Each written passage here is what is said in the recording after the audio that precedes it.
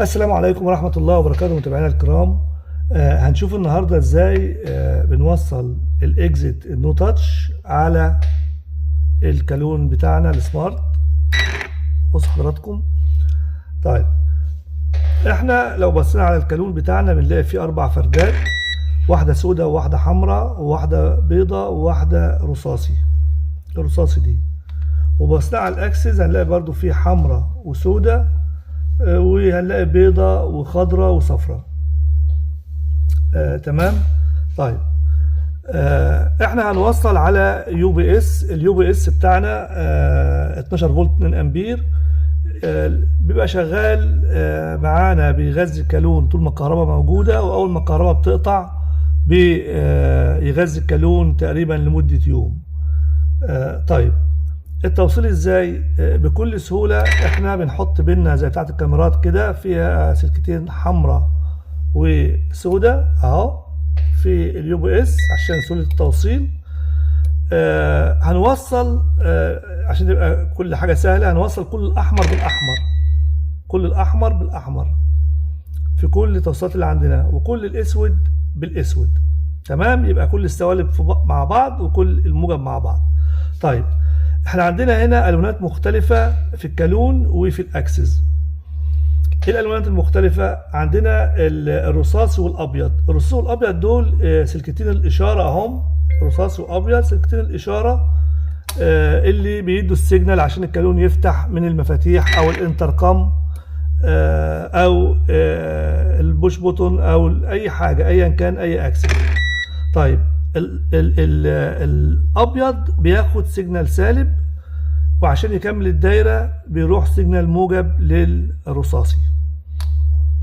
طيب الاكسس برضو في طبعا اللي بيشغلوا السلكتين الحمراء والسمراء زي ما قلنا. بنوصل الاسمر بالسالب والاحمر بالموجب.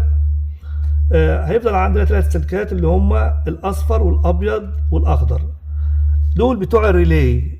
يعني ايه الريلي؟ الريلي عباره عن مفتاح بس كهربي مش ميكانيكي. الريلي عباره عن مفتاح كهربي بس مش ميكانيكي. طيب ايه طرفين المفتاح اللي احنا بنستخدمهم في الاكسس ده في النو تاتش ده؟ الاصفر هو الكوماند بتاع الريلي، الاصفر هو الكوماند، والاخضر هو النورمال اوبن. دول اللي احنا محتاجينهم. يعني ايه الكوماند؟ اللي بنوصل عليه الفرده اللي عايزينها لما نحط ايدنا كده توصل للاخضر عشان يديها لفرده في الكالون فيفتح. طيب احنا قلنا اللي بياخد السالب في الكالون الفرده البيضاء فبنوصلها مع الاسود السالب. تمام. واحنا عايزين الرصاصي يوصل له فرده موجب من خلال النو تاتش، فهنيجي للكومن اللي هو الفرده الصفراء ونديها فرده موجب اهو. الوحيده اللي لونها مختلف متوصل مع الموجب الفرده الصفراء بتاعت النو تاتش. تمام. وهترجع منين لما نعمل كده؟ هترجع من الفرده الخضراء. فخدنا الفرده الخضراء حطيناها على الرصاصي بتاعت الكالون بتاعت الاشاره اللي بتفتح علشان تفتح لنا ده بكل بساطه.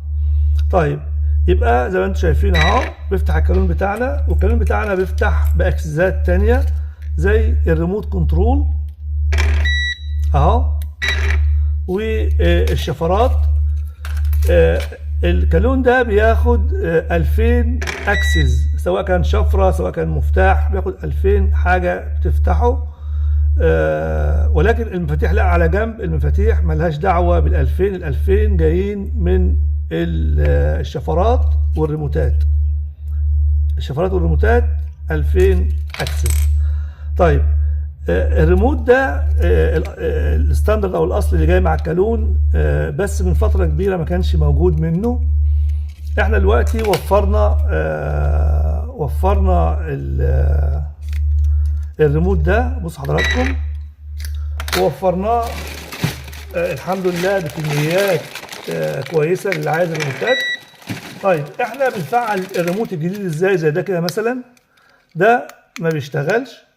بنجيب الشفره الماستر اهي. الشفره الماستر ده ورقه مش كارت، بنمشيها على الكالون على الاكس على القارئ كده، بدأ يعمل بلينك. بندوس على ريموت خلاص ونقفل تاني اهو. بص حضراتكم اشتغل معانا. وكذلك بنعمل كده في الشفرات. لو حابين نبرمج شفرات بنمشي الشفرة الماستر ونمشي الشفرة بتاعتنا، او الشفرات لو عندنا اكتر من كده بنمشيهم ورا بعض، وبعد كده بنقفل عشان نسيف بالشفرة الماستر. فدي برضو اشتغلت معانا اهو كده كده وبعدين كده خلاص. دي برضو هتشتغل معانا لما نطلع اللسان طلع اهو. دي برضو اشتغلت معانا. يا رب يكون الدرس سهل ومفيد، ونشوفكم في حاجة تانية ان شاء الله في القريب العاجل.